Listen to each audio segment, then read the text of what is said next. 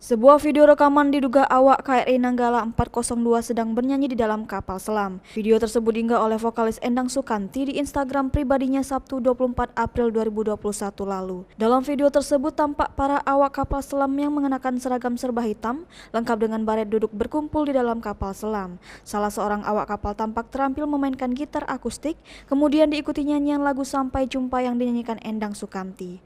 Para awak kapal selam tampak begitu menghayati saat menyanyikan lagu yang bertemakan perpisahan itu.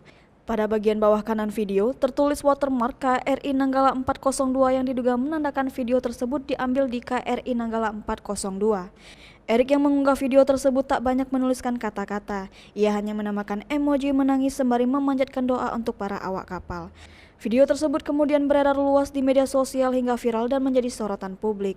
Banyak warganet berkomentar melihat momen-momen terakhir sebelum KRI Nanggala 402 dinyatakan tenggelam.